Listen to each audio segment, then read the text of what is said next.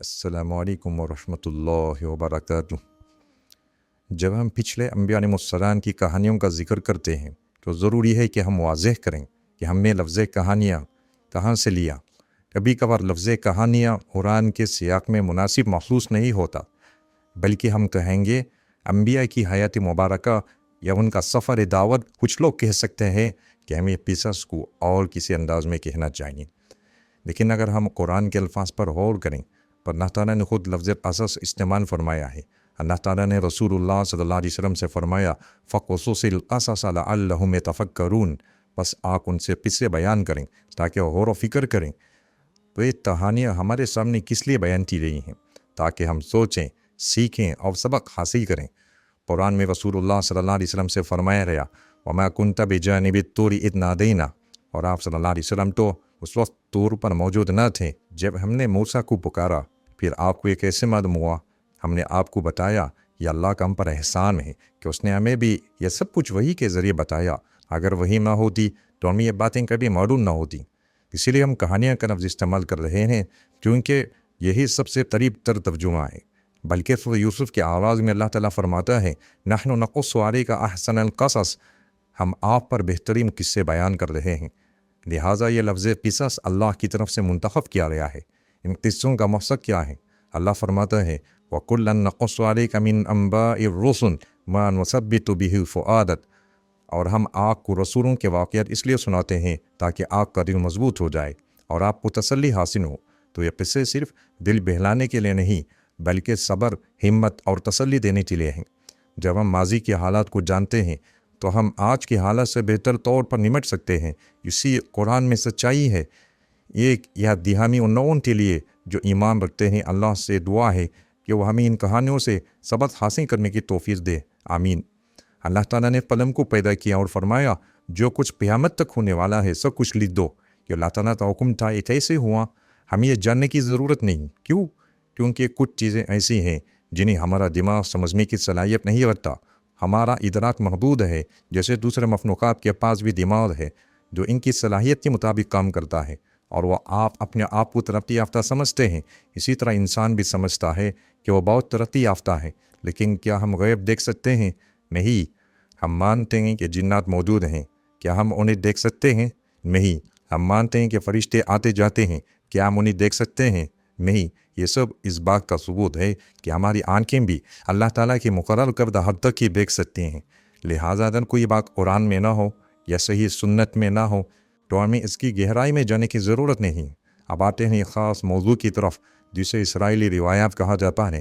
اسرائیل قوم ہے، یہ حضرت یعقوب علیہ السلام کا لقب ہے، یعنی بنی اسرائیل حضرت یعقوب کے اولاد ہیں۔ کچھ روایات ہمیں اہل کتاب کے ذریعے ملی ہیں، خاص طور پر یہودی قبائل کے ذریعے جو رسول اللہ صلی اللہ علیہ وسلم کے زمانے میں موجود تھے، اس سے پہلے تھے۔ تو فوان یہ ہے ہم ان اسرائیلی روایات کا کیا کریں؟ ان روایت کی 3 اقسام ہیں۔ وہ روایات جنہیں قرآن یا سنت نے رد کر دیا ہو انہیں ہم مکمل طور پر مسترد کرتے ہیں۔ دوسرا، وہ روایات جن کی تصدیق قرآن یا سنت سے ہوں انہیں ہمیں اسے قبول کرتے ہیں کہ وہ ہمارے دین کے مطابق ہیں، میں کہ صرف اس لیے کہ وہ اسرائیلیات میں پائی جاتی ہیں۔ تیسری قسم کی اسرائیلی روایات وہ ہوتی ہیں جن کے بارے میں نہ قرآن کچھ کہتا ہے نہ سنت، یعنی نہ ان کی تصدیق ہوئی ہے نہ ہی تردید۔ ایسی روایت کے بارے میں ہماری اصولی پالیسی ہے لا نصدقہ ولا نکذبہ، نہ ہم ان پر ایمان لاتے ہیں اور نہ ہی ہم انہیں جھٹلاتے ہیں۔ انہیں ہم محض معلومات کے طور پر پڑھ سکتے ہیں، لیکن ان پر عقیدہ نہیں بناتے، اور نہ ہی ہمیں ان کی تفصیلات جاننے کی ضرورت ہے۔ اب چلتے ہیں تخلیق کی طرف۔ اللہ تعالیٰ نے فرشتوں کو پیدا فرمایا، پھر جنات کو پیدا کیا۔ دلچسپ بات یہ ہے کہ اللہ نے ایک اور مخلوق بھی پیدا کی جسے قرآن کہا گیا۔ حضرت ابن کثیر رحمہ اللہ اپنی مشہور کتاب البدایہ والنہایہ میں اس مخلوق کا ذکر کرتے ہیں۔ وہ فرماتے ہیں اللہ تعالیٰ نے ایک مخلوق بن کو زمین پر پیدا فرمایا جنہوں نے زمین میں فساد اور تباہی مچائی۔ پھر اللہ تعالیٰ نے جنات کو حکم دیا کہ وہ زمین پر جا کر قرآن سے نمٹیں۔ تو جنات زمین پر آئے اور انہوں نے قرآن کو شکست دے دی، قابو پا لیا، مکمل طور پر مٹا دیا۔ تو ان جنات کا سردار کون تھا؟ وہ تھا ابلیس۔ جی ہاں، ابلیس اس وقت تک بہت نیک اور عبادت گزار تھا اور اپنے نیک اعمال پر بہت فخر کرتا تھا۔ یہاں ایک بہت بڑا سبق ہے کہ جب بھی آپ کوئی نیکی کریں تو اس پر غرور نہ کریں، یہ نہ سمجھیں کہ میں بڑا نیک ہوں اور دوسرے کچھ نہیں۔ یاد رکھیں ظاہری حالت دیکھ کر لوگوں کی پہچان نہ کریں، ہمیشہ اپنے سے بہتر لوگوں کو دیکھیں اور یہ کہیں کہ میں ابھی کچھ بھی نہیں ہوں۔ ممکن ہے کہ دولت ہم کم درجے کے لگتے ہیں، وہ اللہ کی نظر میں ہم سے کہیں آگے نکل جائیں۔ ابلیس میں یہی غلطی کی، وہ اپنے عمل پر بہت مغرور ہو گیا، وہ اتنا خوش تھا اپنی عبادت پر کہ جب آسمان والوں کو خطاب کیا جاتا تو وہ بھی مخاطب ہوتا تھا۔ ابلیس کو فرشتوں کے ساتھ مخاطب کیا جاتا تھا، جب اللہ تعالیٰ فرشتوں سے خطاب فرماتے تو ابلیس بھی ان میں شامل سمجھا جاتا تھا، اگرچہ وہ فرشتہ نہیں تھا۔ میں اکثر اس کی مثال گدھوں کی سواری سے دیتا ہوں۔ فرض کریں پوری برادری آپ سے ملاقات کے لیے آتی ہے اور 7 گدھوں پر سوار ہو کر آتے ہیں۔ آپ کہتے ہیں کہ برادری آئی تھی، لیکن آپ یہ نہیں کہتے کہ گدھے بھی آئے تھے۔ اسی طرح جب اللہ نے ملائکہ سے فرمایا تو ابلیس بھی شامل سمجھا لیا، کیونکہ وہ بھی نیک لوگوں میں سے تھا۔ آج بھی ہم کسی بہت نیک شخص کے لیے کہتے ہیں وہ تو جیسا کوئی فرشتہ ہو، تو ہم کیا واقعی یہ کہتے ہیں کہ وہ جبرائیل علیہ السلام جیسے ہیں؟ نہیں، ہم صرف اس کی نیکی کی مثال دے رہے ہوتے ہیں۔ ابلیس اس وقت نیک تھا اور اسی بنیاد پر وہ شامل خطاب تھا۔ فرشتوں کو ایک بہت بڑی خبر دی، انی جاعل فی الارض خلیفہ، میں زمین پر ایک خلیفہ بنانے والا ہوں۔ خلیفہ کے 2 اہم معنی ہیں، کسی کی جگہ کا کام انجام دینے والا یعنی نیابت یا جانشینی، جیسے حضرت ابوبکر صدیق رضی اللہ عنہ رسول اللہ صلی اللہ علیہ وسلم کے بعد خلیفہ کہلائے۔ تسلسل میں آنے والا یعنی جو ایک کے بعد دوسرا آئے، ایک نسل کے بعد دوسری نسل۔ اب غور کریں، فرشتے نہیں مرتے، جنات کی عمریں بھی بہت طویل ہوتی ہیں، لیکن زمین پر جو کچھ ہے وہ سب فانی ہے، مرتا ہے، اس کی جگہ کوئی اور آتا ہے۔ آدم علیہ السلام آئے، پھر ان کی اولاد، پھر ان کی اولاد، اور یہ سلسلہ آج تک جاری ہے۔ لہذا انسان کو خلیفہ کہا گیا، کیونکہ وہ نسل در نسل ایک کے بعد دوسرا آتا ہے اور زمین پر اپنی مدت پوری کر کے رخصت ہو جاتا ہے۔ جب آدم علیہ السلام دنیا سے رخصت ہو گئے تو ان کی اولاد آئی، پھر وہ بھی چلی گئی، پھر ان کی اولاد آئی، اور یہ سلسلہ چلتا رہا۔ ہم آج اس زمین پر ہیں، لیکن کچھ وقت بعد میں ہمیں بھی جانا ہے۔ ہم یہاں ایک محدود وقت کے لیے ہیں۔ یہی خلیفہ کا مفہوم ہے، وہ مخلوق جو کسی کی جگہ آتی ہے پھر چلی جاتی ہے اور اس کی جگہ کوئی اور لینے لگا ہے۔ ہم نے اپنے پچھلوں کی جگہ لے لی ہے اور ہمارے بعد دوسرے آئیں گے۔ اسی لیے اللہ تعالیٰ نے فرمایا انی جاعل فی الارض خلیفہ، میں زمین پر ایک خلیفہ بنانے والا ہوں۔ یعنی ایسے لوگ جو ایک کے بعد ایک زمین پر آئیں گے، لیکن ہمیشہ نہیں رہیں گے، بلکہ آتے جائیں گے، جاتے جائیں گے۔ جیسے ہی فرشتوں نے یہ بات سنی، انہوں نے عرض کیا اتجعل فیہا من یفسد فیہا ویسفک الدماء، ہے اللہ، کیا آپ زمین پر ایسی مخلوق پیدا کریں گے جو وہاں فساد کرے گی، خون بہائے گی، زمین پر بگاڑ پیدا کرے گی؟ حالانکہ ہم تو آپ کی تسبیح کرتے ہیں اور آپ کی عبادت میں مصروف ہیں۔ اللہ نے فرمایا انی اعلم ما لا تعلمون، میں وہ جانتا ہوں جو تم نہیں جانتے۔ یعنی اللہ کے علم میں وہ باتیں ہیں جو مخلوق نہیں جانتی۔ اللہ کا آدم علیہ السلام کو پیدا کرنا یہ خاص حکمت پر مبنی ہے، اور ہمیں یہ جاننا بہت ضروری ہے، کیونکہ آدم علیہ السلام اب دنیا میں نہیں ہے اور ہم زمین پر موجود ہیں۔ تو سوال یہ ہے ہم کیوں پیدا کیے ہیں، ہمارا مقصد کیا ہے؟ یہ سب کچھ سورۃ البقرہ میں بہت خوبصورتی سے بیان کیا گیا۔ پھر اللہ تعالیٰ نے فرمایا کہ اس نے آدم علیہ السلام کو پیدا کیا، تو آئے دیکھتے ہیں یہ تخلیق کیسے ہوئی۔ اللہ تعالیٰ نے زمین کے مختلف حصوں سے مٹی لی، کبھی وادیوں سے، کبھی پہاڑوں کی چوٹیوں سے، کبھی ریتیلے علاقوں سے اور کبھی چٹانی علاقوں سے۔ اس لیے انسان کی فطرت میں رنگوں کا تنوع، مزاج کا فرق، صلاحیتوں کا اختلاف پایا جاتا ہے۔ آج کے دور میں ہم جسے جنس کا لفظ استعمال کرتے ہیں، یہاں مراد وہ جنسیت کی صفات ہیں جو انسان کے اندر موجود ہوتی ہیں اور نسل در نسل منتقل ہوتی ہیں۔ اگر آپ کچھ کی جنس میں ہوں تو امکان ہوتا ہے کہ وہ آپ کی اولاد میں بھی منتقل ہوں، جیسے رنگ، قد، مزاج، رویہ وغیرہ۔ تو آدم علیہ السلام مختلف قسم کی مٹی سے پیدا کیے ہیں، اسی لیے ان کی اولاد بھی مختلف رنگوں میں، مزاجوں اور طبیعتوں والی بنی۔ کچھ لوگ نرم مزاج ہوتے ہیں، کچھ سختگیر، کچھ طاقتور اور مضبوط، تو کچھ کمزور اور ناتواں۔ یہ سب کچھ تخلیق کے آغاز ہی سے ہے۔ ہم اللہ تعالیٰ سے دعا کرتے ہیں کہ وہ ہمیں اعتدال کی راہ پر چلائے اور ہمیں اور ہماری اولاد کو بہترین صفات عطا فرمائے، آمین۔ پھر اللہ تعالیٰ ہمیں بتاتا ہے کہ اس نے انسان کو کیسے پیدا کیا۔ روایت میں آتا ہے کہ اللہ تعالیٰ نے سب سے پہلے خشک مٹی اکٹھی کی، پھر اس میں پانی شامل کیا گیا تو وہ گیلی مٹی بن گئی، پھر اسے ایک خاص شکل دی گئی، یعنی انسان کی ساخت بنائی گئی۔ پھر اللہ نے اسے چھوڑ دیا ایک وقت کے لیے۔ قرآن میں جو لفظ استعمال ہوتا ہے وہ ہے صلصال کالفخار، یعنی پکی مٹی جیسے مٹی کا برتن۔ لیکن اللہ نے یہ نہیں فرمایا کہ برتن جیسا مٹی کا جسم، بلکہ فرمایا برتن جیسی مٹی جیسا، کیونکہ برتن کو پکانے کے لیے آگ استعمال ہوتی ہے اور آدم کی تخلیق میں کوئی آگ شامل نہیں تھی۔ اللہ اکبر۔ تو اللہ تعالیٰ نے آدم علیہ السلام کو پیدا فرمایا اور پھر کچھ وقت کے لیے چھوڑ دیا۔ اب سوال یہ ہے آدم علیہ السلام کا کتنا تھا؟ یہ بہت دلچسپ بات ہے۔ ایک صحیح حدیث میں آتا ہے خلق اللہ آدم علی صورتی طولہ 60 ذراعا، اللہ تعالیٰ نے آدم علیہ السلام کو اپنی صورت پر پیدا کیا اور ان کا قد 60 ہاتھ تھا۔ اب ہاتھ پاؤں کا مطلب کیا ہے؟ آج کل کے حساب سے تقریباً 30 سینٹی میٹر کے قریب ہوتا ہے، تو اس حساب سے آدم علیہ السلام کا قد 18 میٹر بنتا ہے۔ لیکن اس وقت ممکن ہے کہ ایک ہاتھ 1 میٹر ہو تو ان کا قد 7 میٹر بھی ہو سکتا ہے۔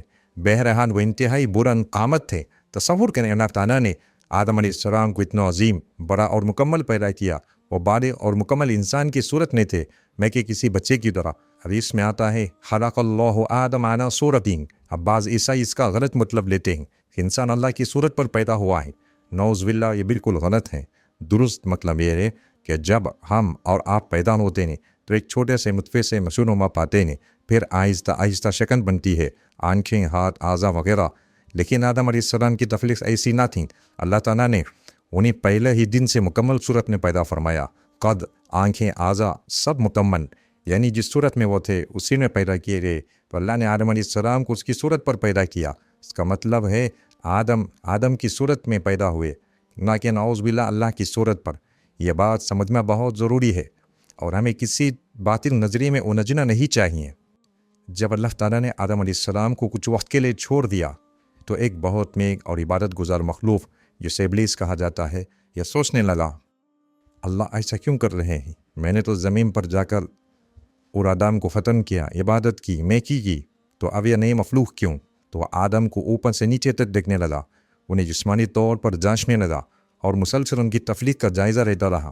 ابلیس آدم کے مخلوق کو غور سے دیکھ رہا تھا، اوپر سے نیچے تک معائنہ کر رہا تھا، ان کی جسم کا سائز دیکھ رہا تھا، ان کا پیٹ دیکھ رہا تھا۔ ایک روایت میں آتا ہے کہ جب اس نے پیٹ کو دیکھا تو اسے خالی پایا اور فوراً کہا میں سمجھ گیا یہ مخلوق کمزور ہے، میں اس پر قابو پا سکتا ہوں، یہ مستقیم مزاج میں ہی ہوگا، میں اسے دائیں بائیں ہلا سکتا ہوں۔ یہ وہ وقت تھا جب ابھی آدم میں روح نہیں پھونکی گئی تھی اور ابلیس نے پہلے ہی دل میں عہد کر لیا تھا اگر مجھے موقع ملا تو میں بہکا دوں گا، اور اگر تم نے مجھ سے بلند مقام دیا گیا تو میں کبھی تمہاری اطاعت نہیں کروں گا۔ یہ تھا ابلیس کا پہلا گناہ، اور وہ تھا غرور۔ اس نے سمجھا کہ وہ بہت زیادہ نیک ہیں اور یہ نئی مخلوق اس کے برابر یا اس سے اوپر نہیں ہو سکتی۔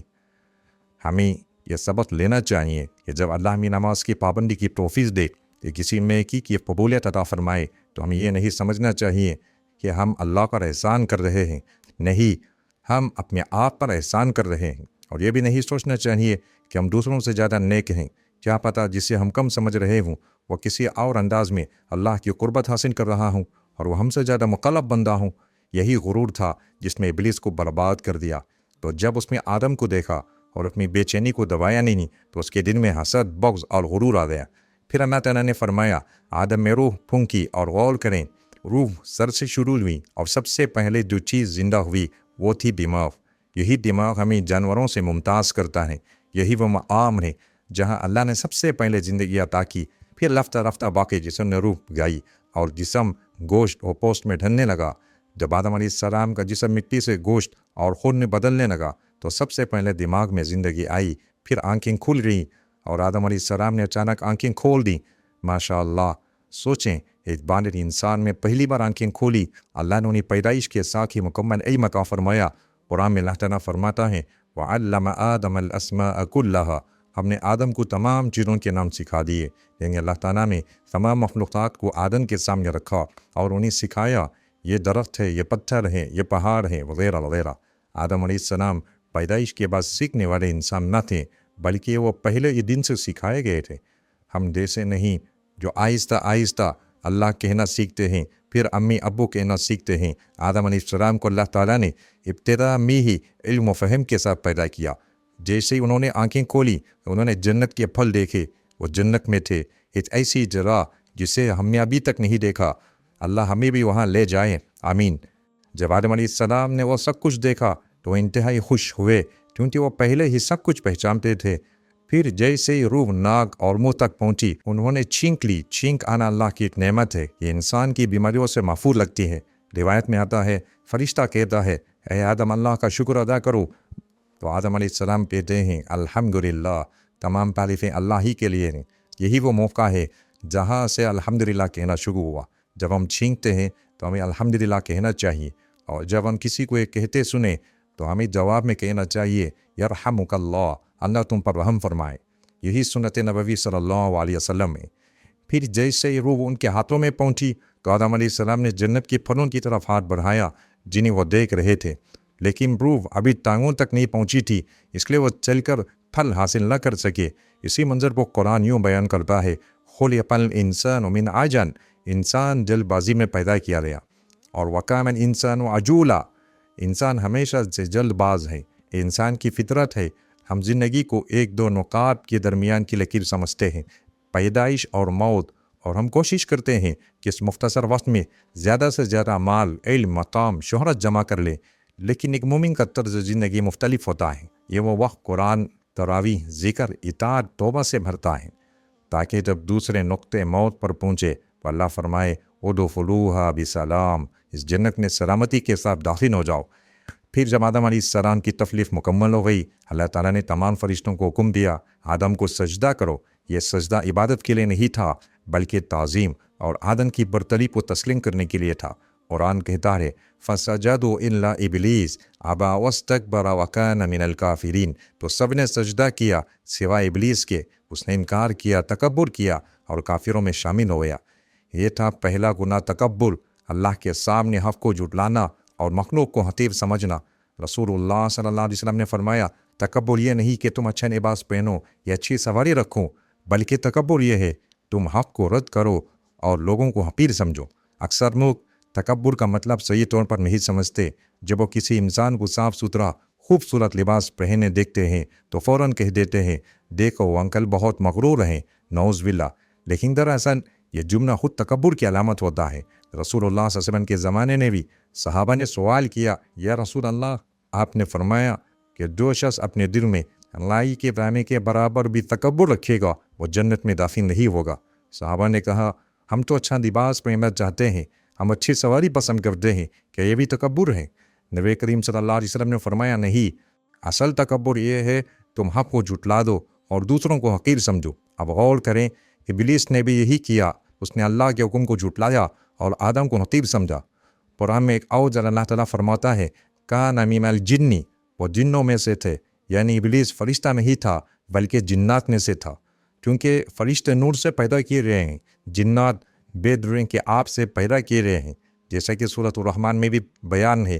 یہی فرق اس وقت ظاہر ہوا کہ جب انسان پیدا کیا گیا، اور پھر اللہ تعالیٰ نے ابلیس سے فرمایا ما منعک ان تسجد لما خلقت بیدی، چیز نے تمہیں روکا کہ تم اس کو سجدہ کرو جسے میں نے اپنے دونوں ہاتھوں سے پیدا کیا۔ تو ابلیس نے کیا کہا انا خیر من خلقتنی من نار وخلقتہ من طین، میں اس سے بہتر ہوں، آپ نے مجھے آگ سے پیدا کیا اور اسے مٹی سے۔ یہاں سے ہمیں ایک بہت بڑا سبق ملتا ہے، کبھی بھی کسی دوسرے انسان کو حقیر مت سمجھو، نہ اس کی غربت کی وجہ سے، نہ اس کی شکل و صورت کی وجہ سے، نہ اس کی حیثیت لباس کی بنا پر۔ ہمیں سکھایا گیا ہے الناس سواء کاسنان المشط، تمام انسان کنجی کے دانتوں کی طرح برابر ہیں۔ اللہ تعالیٰ میں تکبر سے محفوظ رکھے اور انکساری عطا فرمائیں، آمین۔ رسول اللہ صلی اللہ علیہ وسلم نے فرمایا لوگ کنجی کے دانتوں کی طرح برابر ہیں۔ آپ نے کبھی کنجی دیکھی ہے؟ اس کے دانت سر ایک جیسے اور برابر ہوتے ہیں، اسی طرح انسان بھی برابر ہیں۔ جب بات اللہ تک رسائی کی ہو تو ہم سر ایک جیسے ہیں۔ اللہ تعالیٰ آپ سے بھی ویسے محبت کرتا ہے جیسے وہ مجھ سے محبت کرتا ہے، وہ آپ کی توبہ کا ویسے انتظار کر رہا ہے جیسے وہ میری توبہ کا انتظار کرتا ہے، لہٰذا کوئی کسی کو اپنے سے کمتر نہ سمجھے۔ اب ہم اس بات پر بات کر رہے ہیں کہ اگر ہمیں لگے کہ کوئی شخص نیک ہے، اللہ کے قریب ہے، تو یہ ایک الگ بات ہے، لیکن اگر ہم دل سے کسی کو عقید سمجھنے لگیں تو یہ ابلیسی سوچ ہے۔ اللہ تعالیٰ تبھی ہمیں ایسا نہ بنائے ہم دوسروں کو نیچا دیکھیں۔ اب آتے ہیں ابلیس کی اس تخلیق کی طرف۔ جب اس نے سجدہ کرنے سے انکار کیا تو اللہ تعالیٰ سے بحث کرنے لگا۔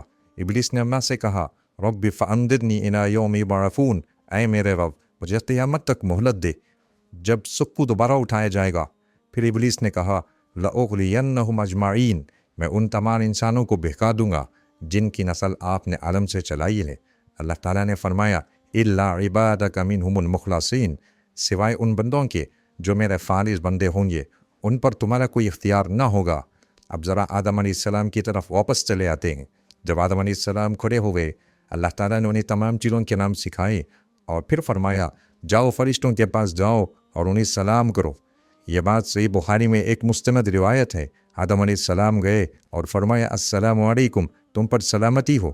تو فرشتوں نے جواب دیا وعلیکم السلام ورحمۃ اللہ، اور تم پر بھی سلامتی ہو اور اللہ کی رحمت ہو۔ سبحان اللہ، ہمارا اسلامی سلام السلام علیکم اسی لمحے سے چلا آ رہا ہے، اسی لیے پچھلی امتوں کو بھی یہی سلام سکھایا گیا تھا، لیکن وقت کے ساتھ ساتھ وہ اسے بھول گئے اور اب کہنے لگے السلام علیکم، کیا حال ہے؟ جب آدم علیہ السلام نے فرشتوں سے کہا السلام علیکم تو فرشتوں نے جواب دیا وعلیکم السلام ورحمۃ اللہ۔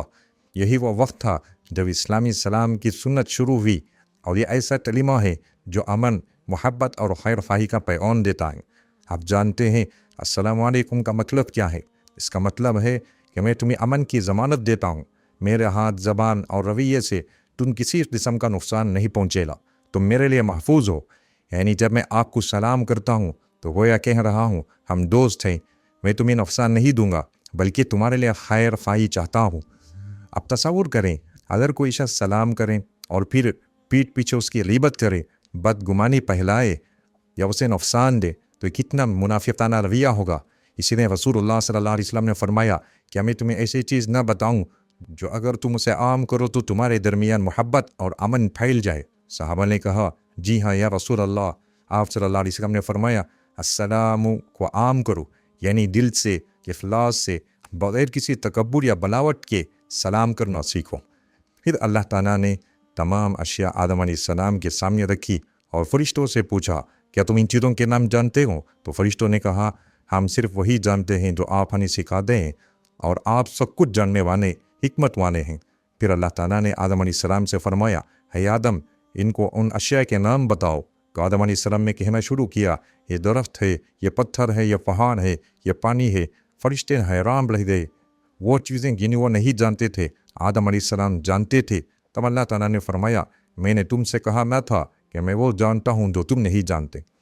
اگلے حصے میں ہم دیکھیں گے اللہ تعالیٰ کس حکمت کی بنیاد پر ابلیس کے عزائم کا پردہ چاک کرتا ہے اور انسان کو علم، فضیلت اور آزمائش کا مرکز بناتا ہے۔ اللہ تعالیٰ نے آدم علیہ السلام سے فرمایا اے آدم تم اپنی بیوی کے ساتھ اس جنت میں رہو، جو چاہو کھاؤ، جو چاہو کرو، بس ایک چیز ہے جسے تمہیں دور رہنا ہے اور وہ ہے یہ درخت، اس میں سے مت کھانا۔ اب بعض لوگ پوچھتے ہیں اگر اللہ نہیں چاہتا تھا کہ انسان کچھ چیزیں کھائیں تو اس نے انہیں پیدا ہی کیوں کیا؟ جیسے سور ہے جسے کھانا حرام ہے، پھر اسے کیوں بنایا گیا؟ بہت اہم سوال ہے۔ تو سمجھیں جیسے ریاضی کے امتحان میں صرف جمع نہیں ہوتی بلکہ تفریق، ضرب، تقسیم سب ہوتی ہیں۔ کیوں؟ تاکہ طالب علم ہر طریقے سے جانچ لیا جائے۔ اسی طرح اللہ تعالیٰ نے بھی ہمیں ہر جہت سے آزمایا ہے، کبھی عمل کر کے اور کبھی رک کر کے۔ یاد رکھیں جب آپ اللہ کے حکم پر عمل کرتے ہیں تو یہ خاص روحانیت پیدا ہوتی ہے، پر جب آپ کسی حرام چیز سے رکتے ہیں تو ایک اور قسم کی روحانیت پروان چڑھتی ہے۔ یہ ہے اللہ کا نظام۔ اسی لیے جنت میں بھی اللہ نے سب کچھ حلال رکھا سوائے ایک درخت کے۔ اب سوال یہ ہے حضرت ہوا کیسے پیدا ہوئے؟ ایک بہت دلچسپ اور خوبصورت سوال ہے، اس کا جواب بھی بہت خوبصورت ہے۔ روایت کے مطابق آدم علیہ السلام اپنے جسم کے واحد انسان تھے، نہ کوئی اور مرد، نہ عورت، نہ انس جیسا کوئی، تو فطری طور پر وہ تنہائی محسوس کر رہے تھے۔ جب فرشتوں کی بڑی جماعتوں کو دیکھا اپنے آنکھ کو اکیلا پاتے، وہ اللہ تعالیٰ سے دعا کرتے کہ ان کے لیے کوئی ساتھی ہو جو ان کے دل کو سکون دے۔ ایک دن جب آدم علیہ السلام بیدار ہوئے تو انہوں نے اپنے جیسے ایک مخلوق کو اپنے قریب پایا، اور یہ تھی حضرت حوا علیہ السلام۔ اس سے ہم کیا سیکھتے ہیں؟ عورت مرد کے لیے تحفہ ہے۔ جو دعا تنہائی، اخلاص، قرب الہی کے بعد ادا کی گئی، اس لیے ہمیں چاہیے کہ ہم عورت کو ایک نعمت سمجھیں، اس کی قدردانی کریں، کیونکہ حضرت حوا حضرت آدم علیہ السلام کی دعاؤں کا نتیجہ تھیں۔ عورت دراصل اللہ تعالیٰ کی طرف سے ایک نعمت ہے، لیکن میں بہنوں کو یاد دہانی کرانا چاہوں گا اپنی زندگی ایسے گزارو تو واقعی تحفہ بنو، بوجھ نہیں۔ آمین۔ اللہ تعالیٰ نے فرمایا آدم علیہ السلام کے ساتھ حضرت حوا کھڑی تھیں۔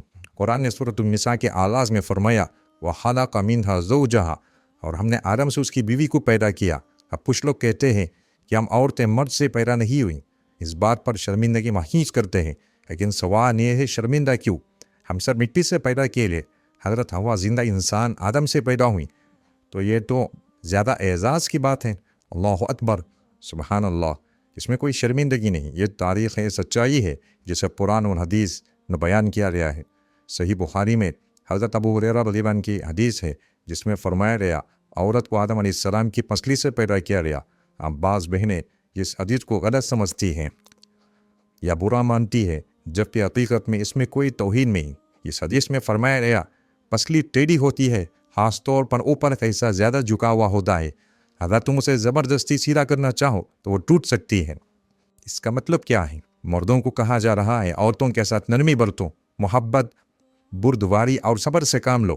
اگر تم اپنی بیوی کو بالکل اپنی مرضی کے مطابق بنانے کی کوشش کرو گے تو شاید تم اسے توڑ بیٹھو گے۔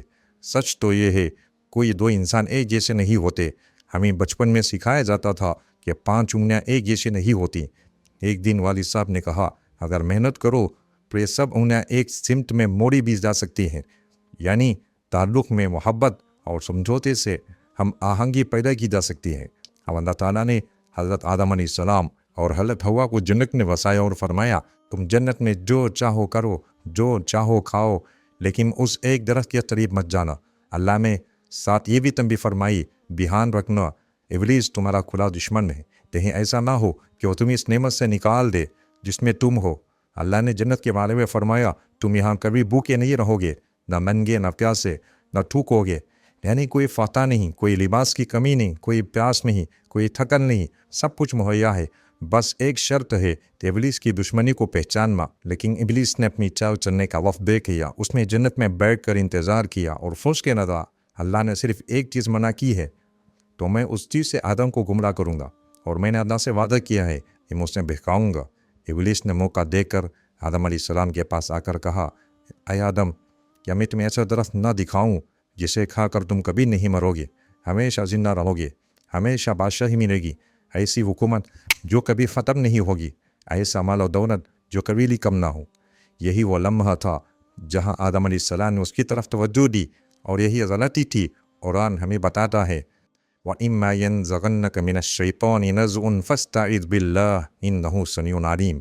اور اگر شیطان تمہیں وسوسہ دے تو فوراً اللہ کی پناہ مانگو، بے شک وہ سننے والا جاننے والا ہے۔ یعنی جیسے شیطان کی سرگوشی محسوس ہو فوراً بچو، اس کے ساتھ گفتگو مت کرو، دوستی مت کرو، نرمی مت برتو، بلکہ پلٹ کر فوراً اللہ کی طرف آ جاؤ۔ اللہ تعالیٰ نے حضرت آدم علیہ السلام سے فرمایا تھا بس ایک چیز کا دھیان رکھنا، یاد رکھو یہ ابلیس تمہارا کھلا دشمن ہے۔ یہ دشمنی ایسی ہے جسے تم سمجھنا اور سنجیدگی سے لینا ضروری ہے۔ ابلیس نے اللہ سے وعدہ کیا تھا کہ وہ انسان کو بہکائے گا، اور اسی وعدے پر وہ قائم رہا۔ تو کچھ وقت گزرنے کے بعد ابلیس آدم علیہ السلام کے پاس آیا اور کہا اے آدم، کیا میں تمہیں وہ درخت نہ دکھاؤں جسے کھا کر تم کبھی نہیں مرو گے، ہمیشہ زندہ رہو گے، بے انتہا مال و دولت حاصل کرو گے، اور ہمیشہ کی بادشاہی تمہیں نصیب ہوگی۔ یہی وہ جال تھا جو اس نے پھینکا، اور یہی وہ لمحہ تھا جہاں آدم علیہ السلام نے شیطان کی بات کی طرف توجہ دی، اور یہی غلطی تھی۔ اللہ تعالیٰ قرآن کریم میں فرماتے ہیں وَإِمَّا يَنزَغَنَّكَ مِنَ الشَّيْطَانِ نَزْغٌ فَاسْتَعِذْ بِاللَّهِ إِنَّهُ سَمِيعٌ عَلِيمٌ، کہ جب شیطان تمہیں وسوسہ دے تو فوراً اللہ کی پناہ مانگو، یقیناً وہ سننے والا جاننے والا ہے۔ یعنی جب بھی شیطان کا وسوسہ آئے تو اس کی طرف مت دیکھو، اس کی بات مت سنو، اس کے قریب مت جاؤ، فوراً کہو اعوذ باللہ من الشیطان الرجیم۔ مگر ابلیس نے آدم علیہ السلام کا دھیان اپنی طرف کر لیا۔ اس نے بار بار کوشش کی، پہلی، دوسری، تیسری، چوتھی بار، یہاں تک کہ آدم نے حوا کے ساتھ مل کر کہا چلو صرف ایک بار چکھ لیتے ہیں، کیا ہو جائے گا۔ وہ بھول گئے۔ اللہ نے منع فرمایا تھا۔ قرآن صاف کہتا ہے وَلَقَدْ عَهِدْنَا إِلَىٰ آدَمَ مِن قَبْلُ فَنَسِيَ وَلَمْ نَجِدْ لَهُ عَزْمًا۔ ہم نے آدم سے پہلے ہی عہد لیا تھا مگر وہ بھول گیا، اور ہم نے اسے پختہ ارادہ وعدہ نہ پایا۔ یعنی اس نے گناہ کا ارادہ نہیں کیا تھا، اس نے جان بوجھ کر نافرمانی نہیں کی، وہ بھول گیا۔ یہی انسان کی فطرت ہے۔ اسی لیے میں نے کہا تھا انبیاء علیہم السلام گناہ ارادتاً نہیں کرتے، اللہ ان کی حفاظت فرماتا ہے۔ صحیح بخاری میں حضرت آدم اور موسیٰ علیہ السلام کا مکالمہ آتا ہے۔ موسیٰ علیہ السلام کہتے ہیں اے آدم، اللہ نے تمہیں چن لیا، پھر بھی تم نے نافرمانی کی۔ آدم جواب دیتے تھے اے موسیٰ، اللہ نے تم سے کلام کیا، تمہیں چن لیا، پھر تم مجھ سے اس چیز پر سوال کر رہے ہو جسے اللہ نے میری پیدائش سے پہلے ہی لکھ دیا تھا۔ یہ تو میرے زمین پر آنے کا حصہ تھا، اور موسیٰ علیہ السلام خاموش ہو جاتے ہیں۔ یہ واقعہ صحیح بخاری میں موجود ہے، جس سے واضح ہوتا ہے کہ آدم کی غلطی جان بوجھ کر نہیں تھی، ان کا زمین پر آنا اللہ کی تقدیر کا حصہ تھا۔ اور آخر میں ایک بہت اہم وضاحت اکثر لوگ کہتے ہیں حوا نے گناہ کیا اور آدم کو بہکایا، اسی لیے انسان زمین پر آیا۔ یہ سراسر غلط ہے، نہ قرآن میں ہے نہ کسی صحیح حدیث میں، یہ صرف لوگوں کی بنائی ہوئی روایت ہے تاکہ عورت کو گناہ کی جڑ کہا جا سکے۔ لیکن قرآن کہتا ہے ابلیس نے آدم سے براہ راست بات کی، حوا کو الگ مخاطب نہیں کیا، لہٰذا یہ الزام عورت میں مرد کو بہکایا یہ قرآن و سنت کی روشنی میں باطل ہے۔ ابلیس نے حضرت آدم علیہ السلام سے کہا کیا میں تمہیں وہ درخت نہ دکھاؤں، اور اللہ تعالیٰ فرماتا ہے فَأَكَلَا مِنْهَا، پس ان دونوں نے درخت میں سے کھایا۔ اور کریں اللہ تعالیٰ نے فرمایا ان دونوں نے، نہ کہ صرف آدم نے یا صرف حوا نے، تو پھر کیوں صرف عورت بھی الزام دیا جاتا ہے؟ یہ کہاں کا انصاف ہے؟ ہمیں یہاں سے یہ سیکھنا چاہیے اگر غلطی ہم سے ہو تو ہم اسے تسلیم کریں، دوسروں پر الزام نہ ڈالیں۔ اکثر ہم یہ کوشش کرتے ہیں کہ ذمہ داری دوسروں پر ڈال کر خود بچ جائیں، لیکن یہ روش انسانی وقار کے خلاف ہے۔ تو جب دونوں نے درخت سے کھایا تو کیا ہوا؟ قرآن کہتا ہے بدت لہما سوآتہما، تو ان کے سر پر شرم گاہیں ظاہر ہو گئیں، وہ دونوں جنت کے درختوں کی طرف دوڑے، جنت کے پتوں سے اپنا جسم ڈھانپنے لگے۔ اللہ تعالیٰ نے پہلے ہی فرمایا تھا تمہیں کبھی بھی لباس کی ضرورت نہیں پڑے گی، تم کبھی بڑھانا نہیں ہوگے، تم کبھی فاقہ محسوس نہیں کرو گے۔ لیکن اب جیسے انہوں نے نافرمانی کی انہیں شرم محسوس ہوئی، فوری طور پر اپنے جسم کو ڈھانپنے لگے۔ یہ انسان کا پہلا شعور گناہ تھا۔ پھر قرآن بہت خوبصورتی سے کہتا ہے فَتَلَقَّىٰ آدَمُ مِن رَّبِّهِ كَلِمَاتٍ فَتَابَ عَلَيْهِ، پھر آدم نے اپنے رب سے چند کلمات سیکھے اور اللہ نے ان پر رحم فرمایا اور ان کی توبہ قبول کر لی۔ یہ تاریخ انسانیت کا پہلا موقع تھا جب توبہ کا تصور نازل ہوا اور اللہ نے انسان کو پہلی بار سکھایا کہ گناہ کے بعد کیسے پلٹا جاتا ہے۔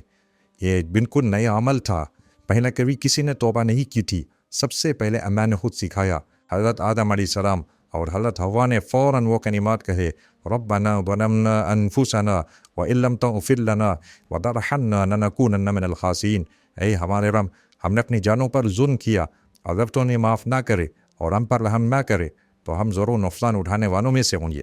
یہ تھی انسان کی پہلی توبہ اور اللہ کی پہلی مغفرت۔ یہی وہ مقام تھا جہاں فرشتے دوبارہ حیران ہوئے۔ اب انسان میں توبہ اور رجوع کی طاقت بھی ہے۔ جب حضرت آدم اور حضرت حوا نے وہ دعا کی ربنا ظلمنا انفسنا وان لم تغفر لنا وترحمنا لنکونن من الخاسرین، اے ہمارے رب ہم نے اپنی جانوں پر ظلم کیا، اگر تو نے معاف نہ کرے اور ہم پر رحم نہ فرمائے تو ہم ضرور نقصان اٹھانے والوں میں سے ہیں۔ تو اللہ تعالیٰ فرماتا ہے ہم نے انہیں فوراً معاف کر دیا۔ اس سے ہمیں کیا سبق ملتا ہے؟ ہمیں یہ سیکھنے کو ملتا ہے کہ انسان کے سب سے طاقتور اعمال میں سے ایک عمل توبہ ہے، استغفار۔ اللہ تعالیٰ نے انسان کو آزاد ارادہ دی، فرشتوں کی طرح نہیں جو گناہ کر ہی نہیں سکتے۔ انسان گناہ کر سکتا ہے لیکن اسے فوراً پلٹنا سکھایا گیا۔ اسی لیے قرآن میں اللہ بار بار فرماتا ہے اے میرے بندو جنہوں نے اپنی جانوں پر ظلم کیا ہے، اللہ کی رحمت سے مایوس مت ہونا، اللہ تمام گناہوں کو معاف فرما دیتا ہے۔ اب سوال ہم سے کیسے توبہ کریں؟ علماء فرماتے ہیں سچی توبہ کے 4 شرائط ہیں۔ پہلا گناہ کا اعتراف کرنا، دوسرا اس پر ندامت اور شرمندگی محسوس کرنا، تیسرا اللہ سے معافی مانگنا، اور چوتھا دل سے ارادہ کرنا کہ دوبارہ نہیں کریں گے۔ جب یہ 4 شرطیں پوری ہو جائیں تو پھر کسی انسان کو تمہارے گناہ قائم ہونے کی ضرورت نہیں۔ یہ صرف تم اور تمہارا رب ہے اور وہ گناہ مکمل طور پر مٹا دیا جاتا ہے۔ اللہ اکبر۔ کبھی دن میں شک مت لانا اللہ تمہیں معاف کرے گا یا نہیں، بس اخلاص سے پلٹو اور اللہ کی رحمت کو پکارو، اے اللہ ہم توبہ کرتے ہیں، ہمیں معاف فرما، ہمیں اپنی طرف واپس بلا لے اور ہمیں اپنی جنت کا وارث بنا دے، آمین۔ حضرت آدم علیہ السلام اور حضرت حوا کی تخلیق سے لے کر ان کی آزمائش تک شیطان کی چانے اور تکبر کا انجام، توبہ کا دروازہ اور انسان کا اللہ کی طرف پلٹنا، اور یہ حقیقت کہ اللہ سب سے بڑھ کر معاف کرنے والا ہے۔